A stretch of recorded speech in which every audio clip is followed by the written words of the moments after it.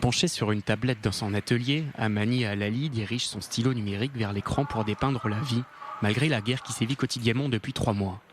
Dans ses caricatures et peintures, la trentenaire, longue veste rouge et foulard de dentelle blanche sur la tête, dénonce l'indifférence de la communauté internationale face à l'effusion de sang dans cette région syrienne dominée par les djihadistes. Amani Alali dépeint une femme de dos, nue, isolée, fatiguée. Du sang, des ténèbres, de la destruction, la caricaturiste utilise des couleurs sombres et pesantes à l'image de la vie quotidienne. Sur cet autre portrait, l'artiste explique.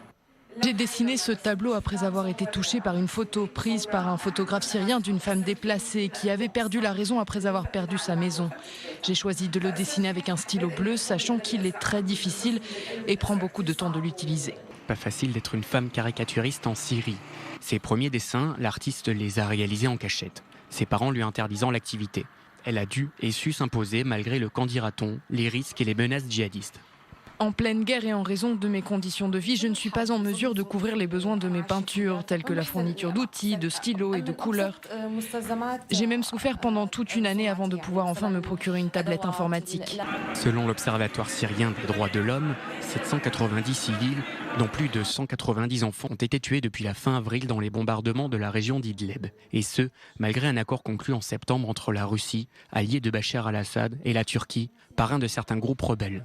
Après la conquête de la région par des groupes rebelles en 2015, l'artiste décide de commencer une nouvelle vie en s'essayant à la caricature pour dépeindre la réalité d'une guerre qui a fait plus de 370 000 morts et poussé des millions de personnes à la fuite. Une nouvelle vie vécue sous forme de contestation pacifique. Également dessinatrice de bande dessinée, ses croquis ont déjà été exposés aux Pays-Bas ainsi qu'au Royaume-Uni. À présent, Amani Alali ne rêve que d'une seule chose, exposer à nouveau à l'étranger, malgré l'interdiction de voyager qu'elle subit.